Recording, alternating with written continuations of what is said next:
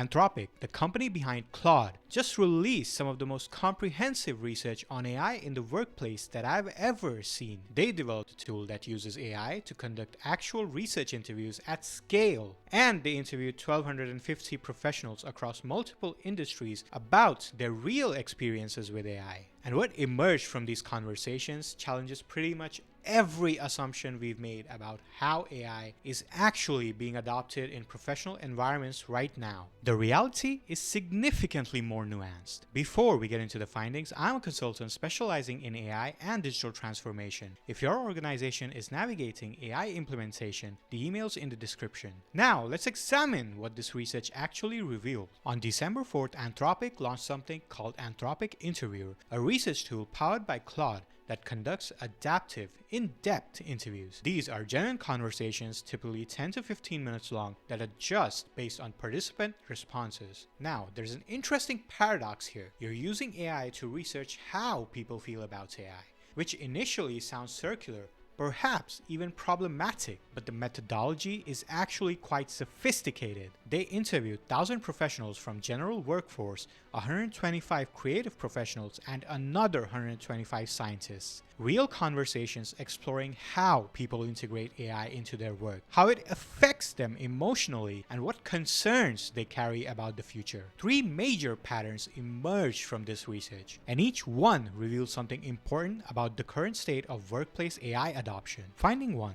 The hidden adoption gap. Productivity data looks encouraging on the surface. 86% of professionals report that AI saves them time. 65% express satisfaction with AI's role in their work. You'd expect that to translate into open adoption and discussion. Instead, 69% of professionals report experiencing social stigma for using AI at work. Consider this response from a fact checker. A colleague recently said they hate AI, and I just said nothing. I tell no one my process because I know how a lot of people feel about AI. This person has adopted a tool that demonstrably improves their performance and efficiency, and they're concealing it from their colleagues because the social cost feels too high. This creates an interesting dynamic. We have widespread adoption happening alongside widespread concealment. That is a workplace culture issue as much as a technology issue. The research identified 3 distinct adaptation strategies. First, the boundary settlers. Approximately 25% who use AI selectively, maintaining strict limits. For example, an educator who always creates lesson plans manually regardless of AI capability. Second, strategic adapters. Another 25% who are actively reshaping their roles, positioning themselves to oversee AI systems rather than compete with them. And third, career transitioners. Professionals already preparing for different roles. An interpreter stated explicitly, "I believe AI will eventually replace most interpreters, so I'm preparing for a career switch." What's particularly striking is that only 8% expressed anxiety without a corresponding action plan.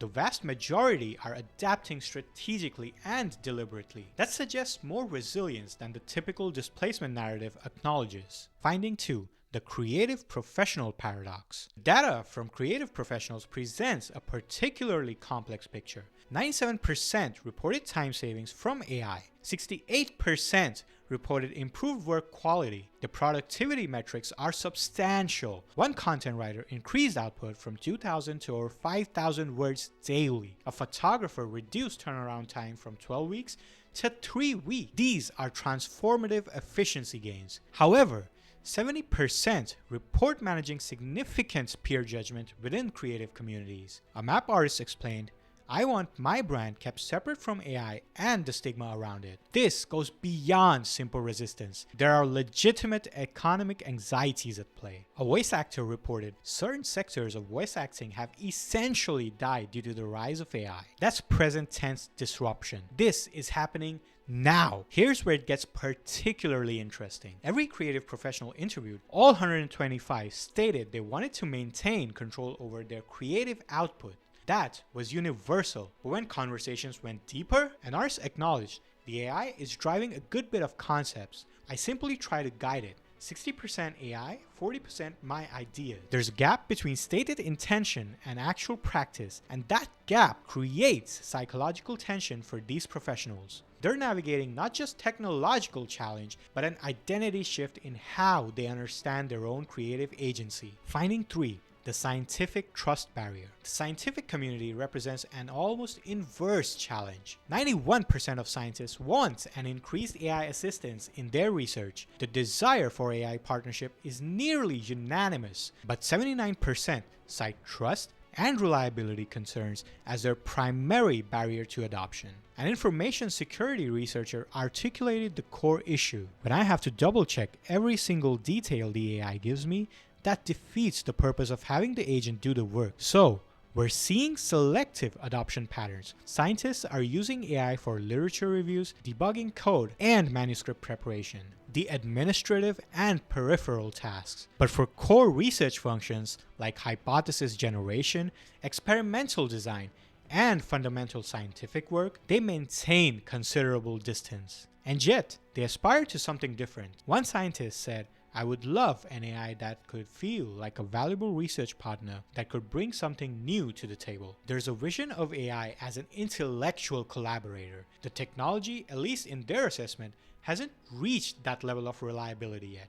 Or perhaps, more accurately, the trust hasn't been established yet. These 3 findings point to something larger that I feel deserves attention. There's a significant gap between self-reported behavior and actual practice. Workers describe their AI usage as 65% augmentative, collaborative partnership with AI, and 35% automative, AI independently completing tasks. Anthropic also analyzed actual Claude conversations through their economic index. The real distribution? It was essentially even. People perceive themselves as maintaining significantly more control and collaboration than the data suggests that they actually have. This isn't deception, it's likely a combination of aspirational self-reporting and the difficulty of accurately assessing your own AI interactions. Another consistent pattern, every professional category showed high satisfaction paired with high frustration. This tells us that AI is producing results, but the implementation process remains challenging. This is as much a human interaction challenge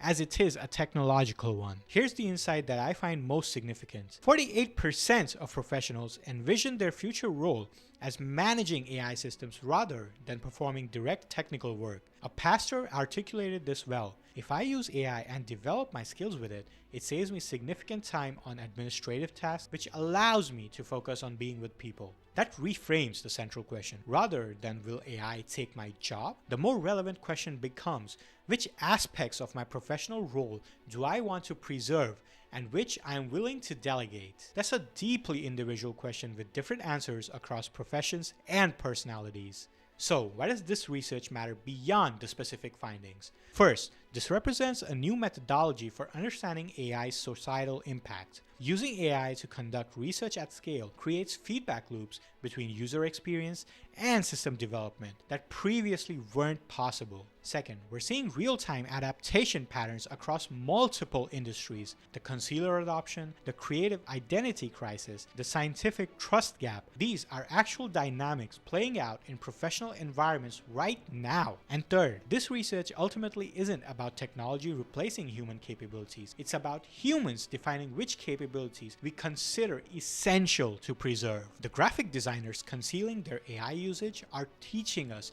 about professional authenticity and social dynamics. The scientists maintaining distance from AI in core research are demonstrating appropriate intellectual caution and standards of rigor. The professionals planning career transitions are modeling proactive adaptation and resilience. We're in the middle of a significant workplace transformation, and rather than a simple story of disruption, we're seeing sophisticated, varied, deeply human responses to technological change. If you found this analysis valuable, I'd encourage you to subscribe. If your organization needs strategic guidance on AI implementation, my contact information is in the description.